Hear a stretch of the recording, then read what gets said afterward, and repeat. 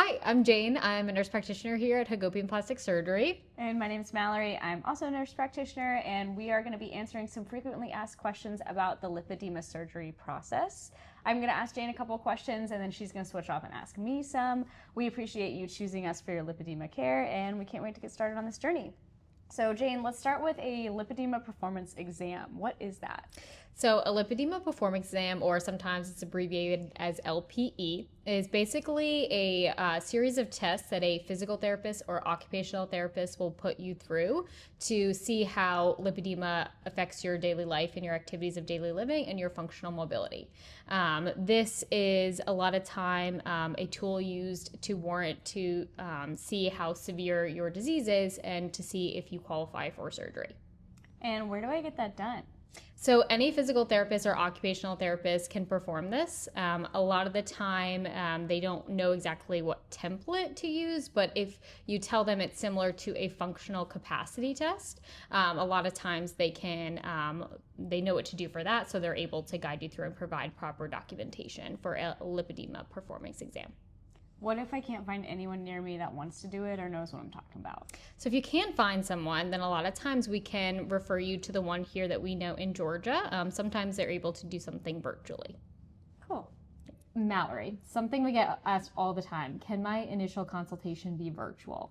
So your first consultation for lipedema cannot be virtual. This is because Dr. Hagopian needs to see you and examine you. It's also got something to do with the DEA laws and prescribing, so we have to have seen a patient in person as well. So you will have to travel to Atlanta for your first consultation for lipedema. So Mallory, what can I expect in my first initial consultation appointment? Great question. At your consultation, we will discuss your health history form. We'll kind of dig deeper into what we've seen in the form. We'll also talk about all the conservative measures that you've done so far for lipedema and how that's worked out for you so far. There will be an examination with Dr. Hagopian, and one of our other staff members will be in the room for this part, and then we'll take pictures if we're submitting for insurance. So this all in all takes about an hour.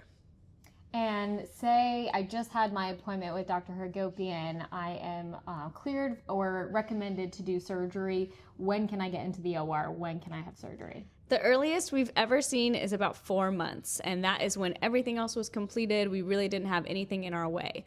Part of this is because we have to compile all of the documents into the packet, which we'll talk about a little bit later, and also you need to submit to your insurance. We got to hear back from them, so it can take them a couple weeks up to a couple months to get back. So again, earliest we see from consult to surgery is about 4 months.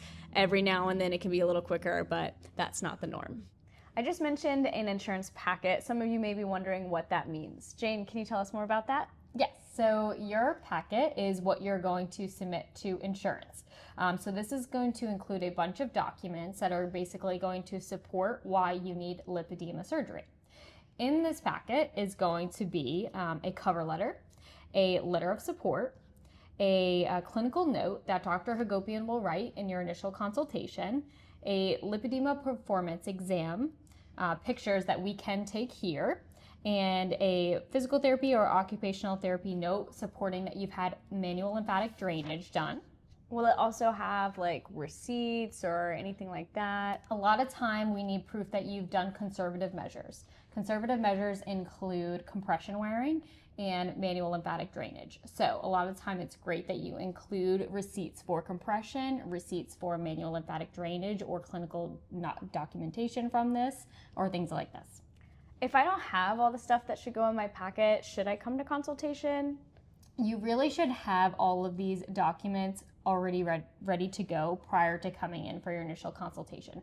The only 2 documents that you will not have prior to your appointment is going to be your letter of support from Dr. Hagopian and his clinical note from the initial evaluation. What would you say is the most important thing that goes into the packet that I have to have before consult? The most important thing you have to have in order to even step foot in our office is a diagnosis of lipedema. So my packet is all done. What do I do with it? You should email your completed packet to Lindsay. We'll put the email here, but it's just her first name at hagopianplasticsurgery.com, and it should all be in one PDF. So that is the best way to get it to us. And so say I get a denial, and I'm looking to appeal that denial. Do you guys help with that? We cannot help with the appeal process. We can provide supporting documentation such as office notes, pictures, and stuff like that, but we cannot submit the appeal for you. Appealing is typically pretty easy. Sometimes you can reach out to advocacy organizations to help you with that, or lawyers, or maybe somebody in your life that has experience with the insurance field, but typically it's pretty easy. It does have to be initiated by you though. So once something goes into the appeal process, that's when the insurer usually reaches out to us, and we will complete any necessary peer-to-peers or extra documentation that insurance requests of us. But ultimately, appealing is on you as the patient. So that was just a brief overview of a lot of frequently asked questions that we get.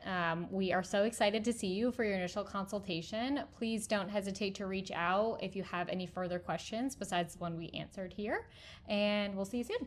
Bye.